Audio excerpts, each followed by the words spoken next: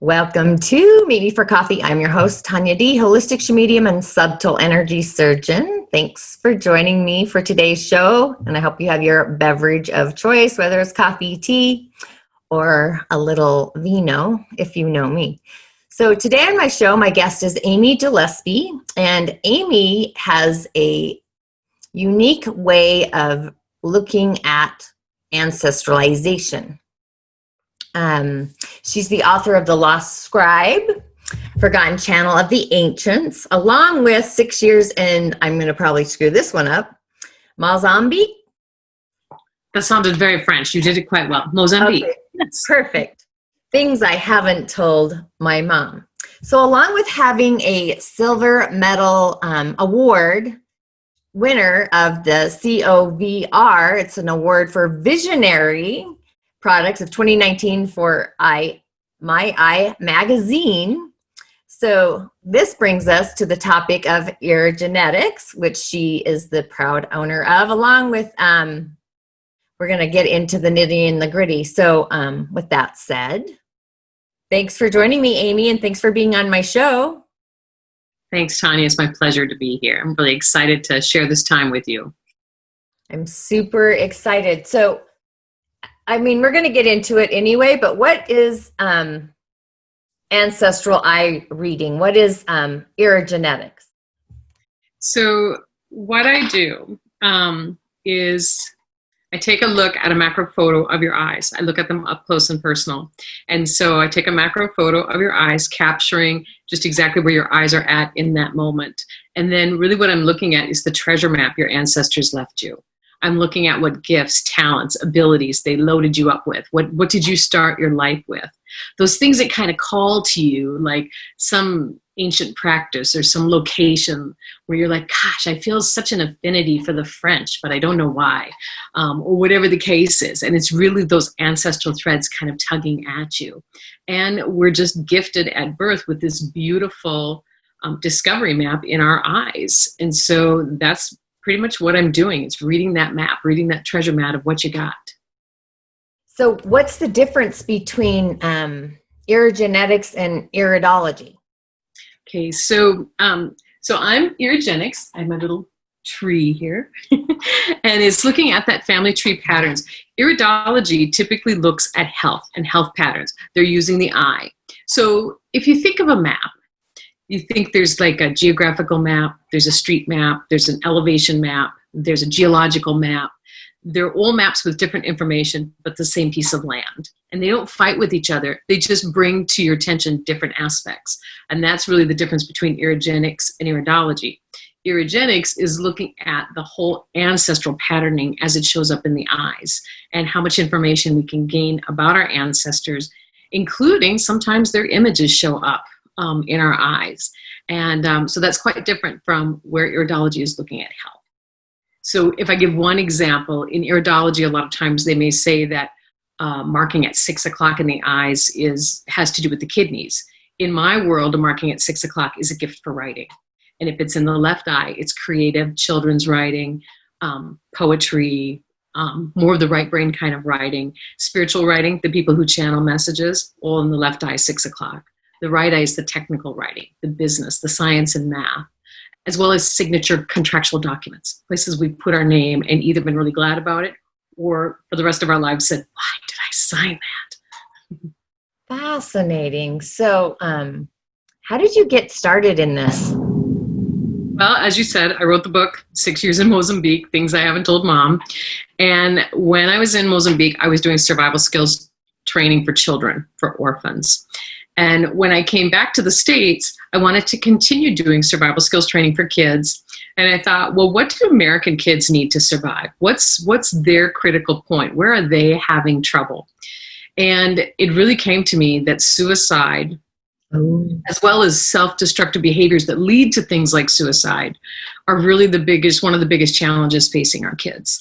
And even if you think about the deaths that happen from drunk driving, right, or drug overdose, or these things that are actually self-destructive behaviors that are right alongside there. It's not suicide when someone dies in a car accident, but it's still a self-destructive behavior that took a life. And so that was really, when I came back to the States, I was like, how can I work with this?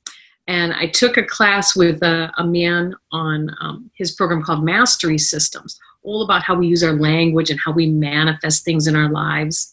And he had a program called Bio-Optic Holography, looking at the 7 layers of the eyes. And I had my eyes read and I was hooked. I was like, oh, this is so cool. I've got to do this. And so I studied with him.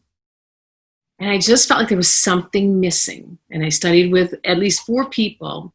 And in each phase, I felt like there was something that didn't make sense. So if a person was born with a marking for sibling trauma in their eyes, and that marking's there when they're just 3 days old, well, what if they're the oldest child? They don't have any siblings yet. So how does that work? And then each time they get a sibling, does their eye change? Does it look different? And then if somebody dies, does it go back? Somewhere I was just like, something here feels like I can't figure it out. And so I just kept looking and looking, and I kept going from one training to another, to another, to another. And then I got to a man named Denny Johnson, who was working with grandparents and great-grandparents. And I was like, that's it. It's not our sibling rivalry. It's our ancestors' sibling rivalry printed in our eyes. And when that day comes that we have that sibling and we have that headbutting, we're in that ancestral moment. We're in that time tube, having the same experience they had, only with new players.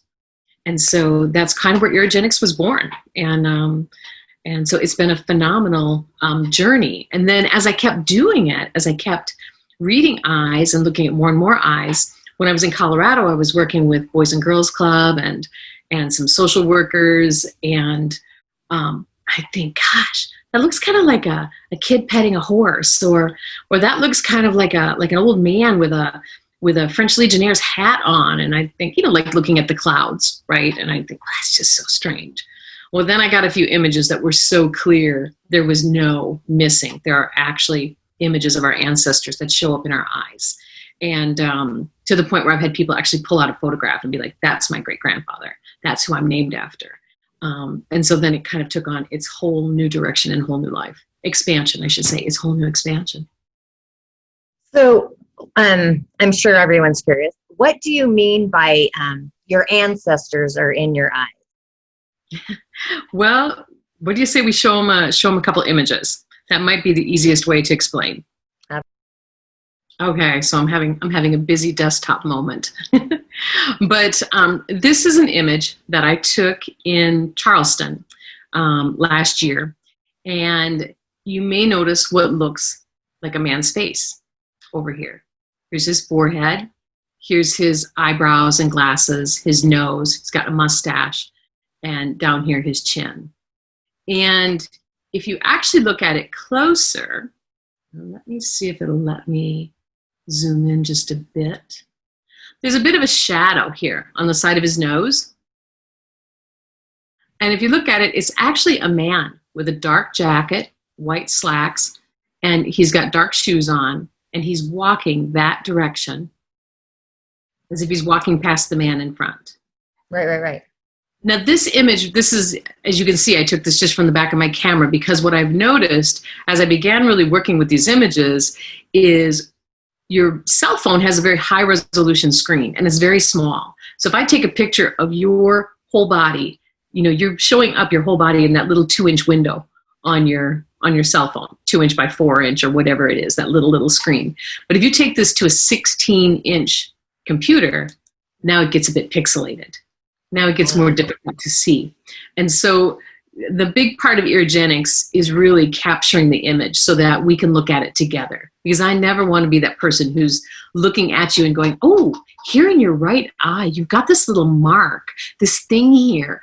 I never want to be that person. We're going to look at it together. We're going to look at it together. And here you can maybe see the outline or shadow of that man even more. And the thing is, that's how ancestral images are. They layer up. You've got this gentleman here. You've got someone in front of him. You've even got another image coming from the side of the eye right here. And so a lot of times I'll call them energetic impressions, because they're very much, you'll be looking at them and 1 minute you'll notice one face, and then you look again and you're like, wait a minute, I think there's another set of glasses and hair and the nose over here. Oh, this shadow on his nose, wait a minute, there's his head, there's his jacket, there's his slacks, there's his shoes. Who are these people? And why are they there? And really what I've found from working with people is these are just their ancestors saying, I love you. When you went through that miscarriage, I've been through a miscarriage. I've been there with you. It's like they're reaching out with their heart and their energy to say, wow, that was my story. And I'm with you and I understand you. And so it's one of the really beautiful parts of the work, I think. Yeah, totally. So do you also, like, do people show up in the iris of the eye? They do. So they can show up. There's actually, they can show up in the sclera, as that man did. They can show up in the actual fibers of the eye. They can show up floating on the surface. Mm-hmm. And they can show up in the pupil. Do you see this Asian? No, she's sideways. So this is the camera flash up here. But here she's got her hair back in a little bun. I don't see where you're looking. She's got a big, here, let me bring up a close-up of her. Here. Here's her hair in a little bun. Pulled back. Her face. She has a big bundle on her back. And that Asian dress, like the geisha girl, where it comes in at her knees, in at her thighs, and back out. She's got a little button nose, soft forehead. And here she was originally. Okay, I don't see your cursor on the image. Oh, am I froze? Possibly. I might be frozen. Oh, it's working now. Okay, now go back to the eye. Okay, so here's her face. Here's her hair pulled back in a little bun. Let me do the close-up. Okay, there you go. Maybe it's because you're zoomed in. Are you showing like a different corner? I am zoomed a bit. Can you see here? It says angel copy 2. Yeah, you're going to have to zoom back down. To small. Yeah. There? I think of the top where it has the zoom button. Mm-hmm. So make it smaller. Let's go here. Make her smaller. Can you see her here? Oh, okay. Yeah, we didn't see that image. Good to like, no, I'm not seeing anything. I'm struggling with this. All right, that's probably why. Okay, so she's a little bit sideways because she's right here alongside of this flash from the camera. Okay. She has her hair drawn back into a little bun. She's got a large bundle on her back. And she has that geisha dress pulled in at like the knees and out. And I have a close-up of her, but I think that's where we got in trouble because we weren't maybe sharing that screen. So let me grab her this way for you. There. Now do you see the little bun on the back of her hair? Yes. Pulled back. Here's her face. Here's, she's got this big bundle on her back or the large bow. Right. And her dress coming in at her knees and back out again. And when I took this, I mean, I'm not kidding, Tanya, I was looking around for a fruit fly. I was like, how did this image get in this eye? Right? I was like, this can't be right. And, but the gal said, oh no, that's my great grandmother carrying her baby and her husband ashes up the mountain after he was killed in a war. Mm-hmm. And so, I mean, so many times it's the client who will tell me, oh, I know exactly who that is. Whereas I wouldn't know. So images can show up kind of floating on the surface. They can show up in the pupil. They can show up in the sclera in the white part, or they can show up in the actual iris. And let me take you there for a moment. Let's go to here. And there. So when I take the photos, I usually try to bring the light from the side because I want to see the depth. I want to see how deep these markings are. And some images, there's like a blonde gal right here with kind of a long neck. Let me see if I can zoom her for you. Right here. Yeah. They'll be quite clear. You're almost like, oh my gosh, it's like somebody laid a photo negative on it. Then the next will be just small and faint. And you're like, boy, I think there's someone here with dark hair, fair skin, a gentleman over here, someone over here with longer hair parted down the center, someone here with kind of a blocky kind of military haircut. There can be all kinds of images showing up. And that's part of why in my work it's so important, or I feel it's so important, to capture what I call capture the image. Because when I'm taking these pictures, it's just a standard 35 millimeter camera, right? And I bring the light in from the side. Right. And when I'm taking these pictures, you know how your pupil will adjust, it'll get larger, smaller with the amount of light. Well, as I take the pictures, I'll literally see like an image like this almost moving around, trying to get into the picture. So, you know, in the very, very beginning, when they very first made talking picture shows and they, you know, would flutter the pages of a notebook to make a cartoon. Okay, yeah. Yeah, and so it's kind of like that. As I'm watching that pupil get larger, smaller, this image is getting larger, smaller until it takes form. And it's like, wait a minute, there's somebody in here. There's an image right here. And that's, again, not really the biggest part of the reading. The biggest part of the reading is this gift for writing. This issue their ancestors had with religious oppression, with trouble with the church, and especially with a direct run-in with the church, where someone says, you witch, you adulterer, you can't wear that dress, you can't wear that lipstick. And so what happens is these ancestral patterns will come back in our life, and it's like a holographic time tube to the time our ancestors were in a particular trauma. And then when it comes to our life and we're in it, you know, we're like in it and we're like, oh my gosh, I can't believe I signed that. Or I knew it. I knew I should have turned left. I knew I shouldn't have turned right. When we're in that third chakra, oh my gosh, why is this happening? We're in that ancestral moment of exactly what happened to them, but with a new opportunity to say, this is no longer a threat. Your trauma happened in 1845. This is 2020. We have cell phones. We're not nearly as separated and isolated in COVID as we were in Spanish flu 1918 or during the polio epidemics when everybody really was separated. And so that's kind of what I call these ancestral touch points. And luckily there's this fabulous map that tells us about the gifts, the talents, but also where there have been traumas that are still on the board for healing. Interesting, huh?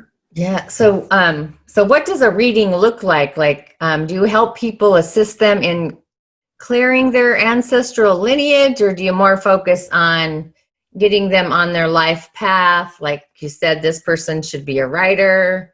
They had some bad juju from a church in another lifetime. Is it that kind of a thing, or is it just their ancestral stories?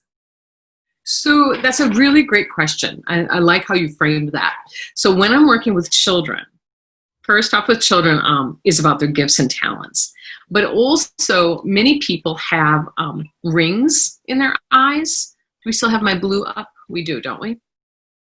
So there's these little crease marks out at the edge. These are the rings of achievement. Now, in an iridology reading, they would call those stress rings or cramp rings. But in my world, these are achievement rings. If you took the Clifton StrengthsFinder 2.0 skills assessment, that ring would tell me that one of your top 5 vocational skills is achievement. You've got that constant to-do list in your head. I've got to, have to, need to, supposed to, should. You hear how much guilt is in there? Yeah.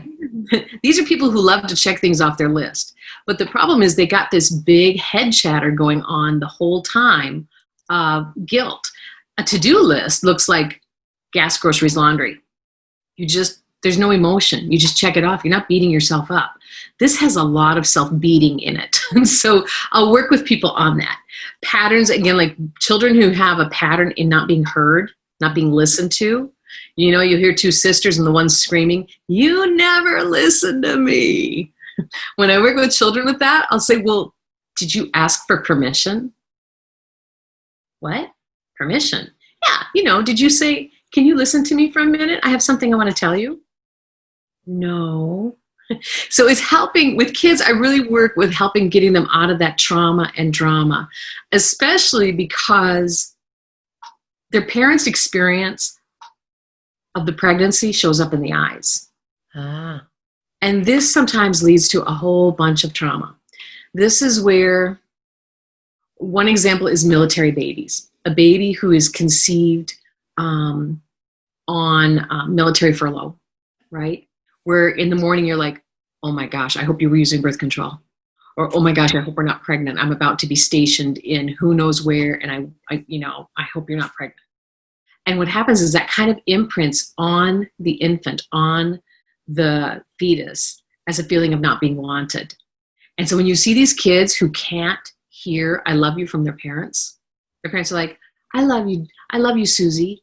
And Susie's like, no, you don't. You never loved me. You wanted a boy. That is all imprinted in there. And so it's a really great opportunity to take a look at that pattern and put it to bed for what it was. In the beginning, there was a fear. It wasn't about Susie. It was about being pregnant. It was about being stationed in war. But the problem is those self-esteem issues and also that discord in intuition where mom says, I love you, and the child's like, I don't feel it. There's something here that's not true, becomes sometimes monumental. This becomes like this huge thing. It can become a huge issue in their relationship, especially anybody adopted or foster kids. It can become this big impasse that they can't get through. So coming to that conversation, helping them open the conversation, and then also looking at these ancestral patterns of other things that they may be taking really, really personally. You know, when you get accused, you this, you that, it feels really personal. But when it's an ancestral pattern that's just pushing your buttons to check, is this still a problem?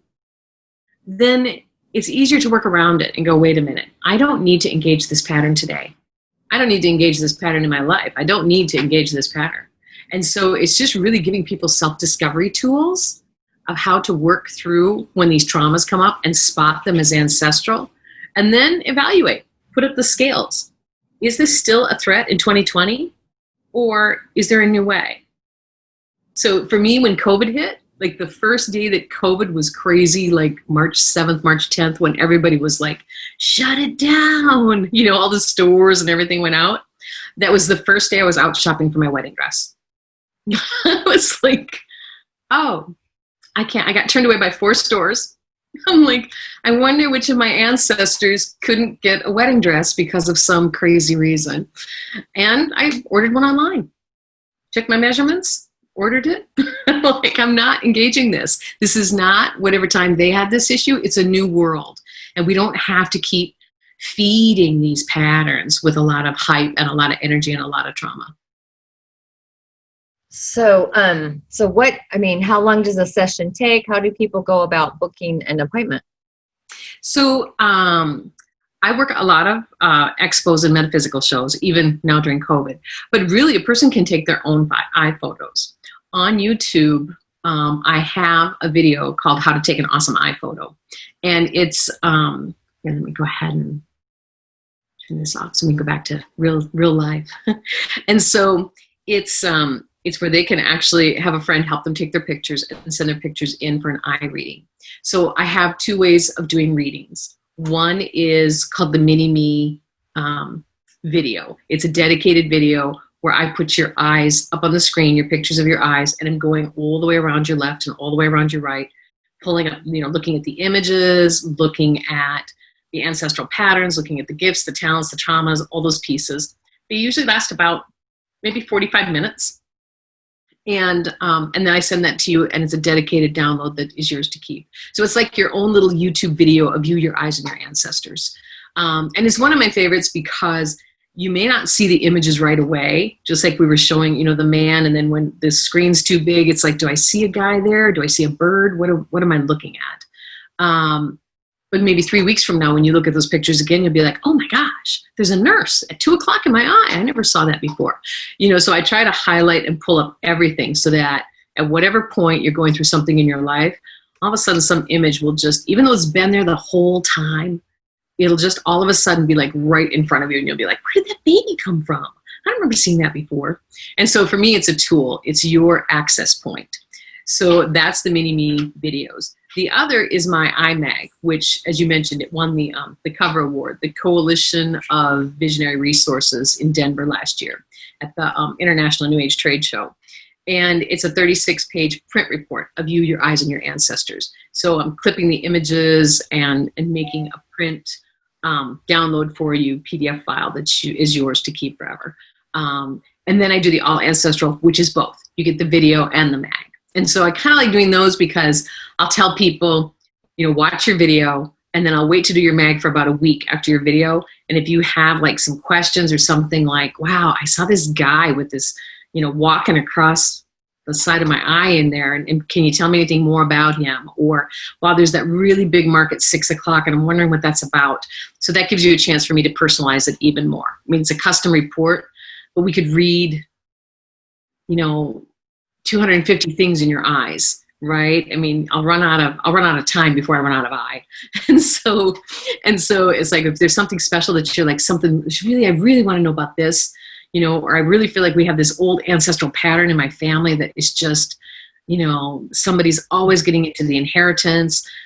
The brothers are always winding up with the land, and the girls are gypped out of it, or whatever the case is. And so I'll let people come back and say, well, there's something really specific I want in that mag, kind of thing. So that's me. It's that's my world that I really never expected to happen at Irigenics Ancestral Eye Reading. So are there any other practitioners that you work with, or do you do this exclusively? How does that work? So there's going to be. I have 5 people who are just now starting what's called Tier 2 training. And this is where they'll get certified in Irigenics Ancestral Eye Reading. And it's an online course. They did Tier 1 already. Tier 1 was like how to do that 10 to 30 minute reading, getting in there, looking at those gifts, talents, abilities, those rings that are in the eyes, those structural aspects, and how to spot those ancestral images. Tier 2 is all ancestral. It's all the ancestral information. And so there's actually, I think, 500 slides between the two tiers. It's just like this huge amount of information. I'm like, sorry guys, but I want them to have it all. And so it's a really big program. I would expect you will be seeing these practitioners on my website, theirigenics.com, and starting to show up at the expos and holistic fairs and storefronts and whatnot in the next 3 to 4 weeks. In fact, I think one of them's already got a show booked in Phoenix for September 19th or 19th, 20th, someplace in there. So this is really exciting because as much as I love doing this work, I really love supporting the people who are learning it and being there when they're like, oh my gosh, Amy, I got this great shot of these so dark brown eyes and it came out just beautiful. Or wow, there was this amazing image and the woman was showing me this picture of her aunt or her brother and how it showed up in the eye. And so being in that supportive role, I really love even more. And part of the reason I do my readings the way I do, Tanya, is because I used to work the metaphysics fairs like Body, Mind, Spirit and Pathways and Illuminate festivals.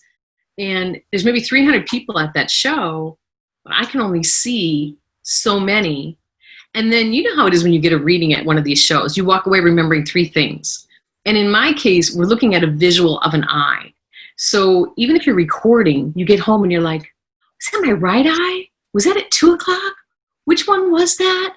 And so I only read at the shows, I don't know, maybe like 2-3 months. And I was like, this makes no sense. They are not getting a quality product. They're not getting a quality connection with their ancestors. It's really important to me that they have a better experience and that they have anyone getting their eye photos and an eye reading can go back to that as a self-discovery tool for the rest of their lives. I mean, that's kind of important to me. So is there anything that you'd like to offer my guests for watching and learning more about your genetics?